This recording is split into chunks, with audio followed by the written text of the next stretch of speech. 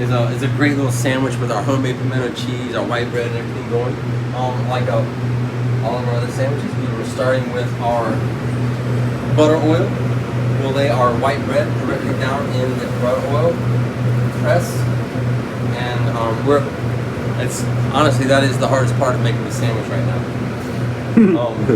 There's only 3 elements or so on this. Where we got the bread, we have cheese, we have tomato, we have bacon, and as long as your mise en place, you have everything that in place, then you're set to go on the sandwich. What I will talk about in a second is the pimento cheese, because it is a Pimpin D and it is different from a build your own. If somebody tries to do a build your own pimento cheese sandwich from bread. So on the pimento cheese, it's 2 scoops of pimento cheese.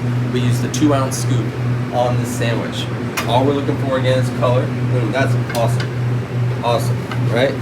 This is what we're looking for, just like, that's perfect. Go straight onto our sizzle platter. Here's where I portion, that's my scoop. Here's my other scoop. What I like to do a lot of times is I'll break it up. Some people put a mound of cheese on one side of the bread, this over it. But the smaller these pieces are, the quicker they'll melt we go to finish this in the oven. So our bacon goes right here.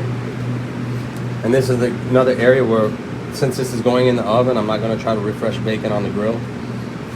And then this is actually also where I will put tomatoes on. Because I do like the tomatoes to be warm. I don't want them to just, at least warm. I'm not trying to cook them or make them mushy. I just want to make sure that they're not ice cold when they go into a hot sandwich. This will go directly to the oven, and it takes about 2 minutes. Now, a lot of times we get people that want to finish grilled cheeses and the pimento sandwich on the grill. Like they'll close it off and put it here, they put a weight, and that's okay. What I do want to avoid is the bread getting too hard or turning into a shingle on the grill before the cheese is truly melted and truly creamy.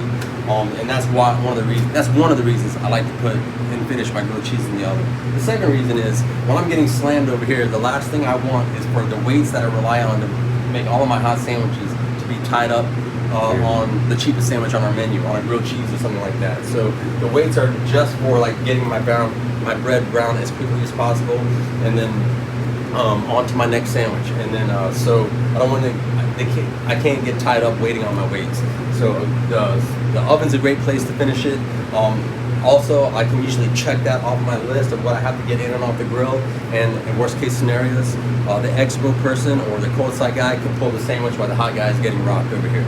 So it's just something to think about as you work through your line and your processes. So that's going to take about 2 minutes. Again, always be patient with the grilled cheese. Never serve a grilled cheese sandwich that doesn't have hot and melty cheese. I don't care if you're in a rush and you're at 15-20 minute ticket times. The last thing you don't want a guy waiting a long time for a sandwich and then also get one incorrectly. So always get it right. And then we can also check. Let's go check on our sandwich real quick. And you can see, because this is a big testament to breaking up, is that you break up those little chunks and they melt more quickly.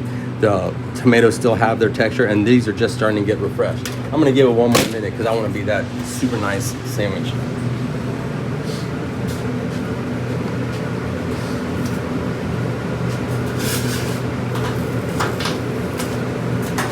All right.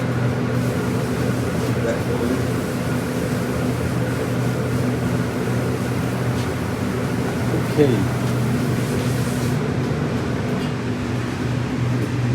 Dry your hand off of the. Did this already boil one time? Not yet. It has? I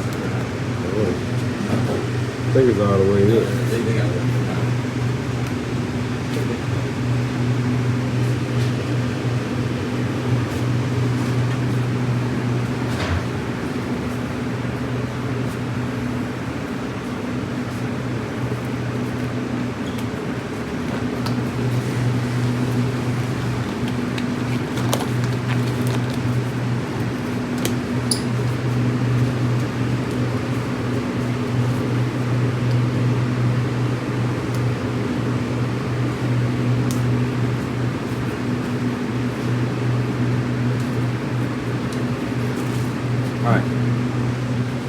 All right, our pimento is definitely ready. As you can see, the cheese is completely melted.